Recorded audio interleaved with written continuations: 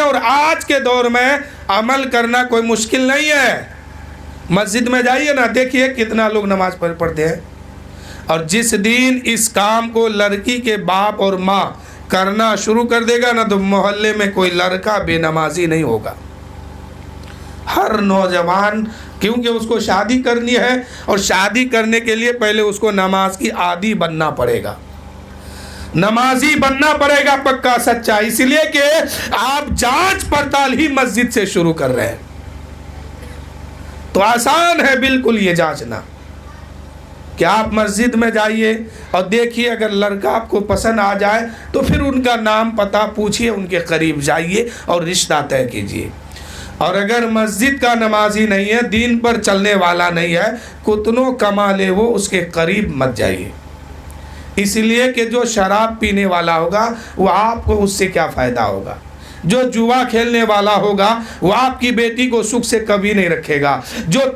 جو عیاشی کرنے والا نوجوان ہوگا وہ آپ کی بیٹی کا خیال کبھی نہیں رکھے گا۔ خیال تو وہی لڑکا رکھے گا جو 5 وقت نمازی ہے، نماز پڑھنے والا ہے، روزہ رکھنے والا ہے۔ اور جو لڑکا نماز نہیں پڑھتا ہے اس سے اپنی بیٹی کا رشتہ مت کیجیے، اس لیے کہ جو منحوس اپنے خدا کا نہ ہو سکا، اپنے رسول کا نہ ہوا، وہ آپ کی بیٹی کا کیا وفادار بنے گا؟ وہ آپ کی بیٹی کا بھی کبھی بھی نہیں ہوگا۔ جو اللہ و رسول کا نہیں ہوا وہ کسی کا نہیں ہوگا، اور جو اللہ و رسول کا فرما بردار ہو گیا وہ آپ کی بیٹی کا بھی خیال رکھے گا، اس کے سکھ کا بھی خیال رکھے گا، سکون کا بھی دھیان رکھے گا کہ ہم نے جس کو دلہن بنا کے لایا ہے ان کے ساتھ مجھے زندگی کیسے گزارنی ہے۔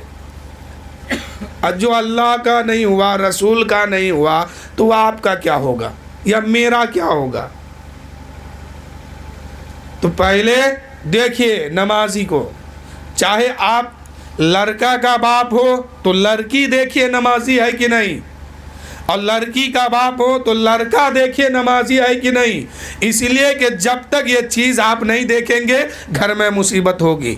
پریشانی میں پھنسیں گے، اور بڑھاپے میں جب پہنچیں گے تو یہ جو بے نمازی بہو بنا کے گھر لائے ہیں نا، پھر اس وقت آپ کی کوئی قدر نہیں ہوگی، کوئی عزت نہیں ہوگی، اکیلے ایک کمرہ دے دے گا وہیں کھانا پینا ملے گا، اور اس سے بھی زیادہ ضعیف ہوں گے۔ تو ہو سکتا ہے یہی جو بے نمازی لڑکی کو اٹھا کے گھر لائے ہیں، ہو سکتا ہے کہ آپ کو گھر سے نکالنے کا بھی حکم دے دے۔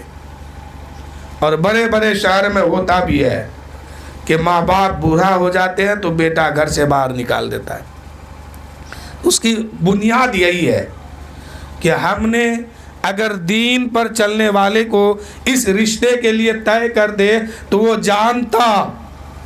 کہ میرا باپ کچھ بھی ہے، میری ماں کچھ بھی ہے، لیکن میری جنت جو ہے اسی کے قدم کے نیچے ہے۔ اور اگر ان کو ناراض کر دیں گے تو اللہ کے رسول فرماتے ہیں اگر ان کو ناراض کرو گے تو خدا بھی ناراض ہوگا اور خدا کے رسول بھی ناراض ہوں گے، اور جب خدا ناراض ہوگا، خدا کے رسول ناراض ہوں گے تو اب جنت نہیں ملے گی، دوزخ کے طرف جانا ہوگا۔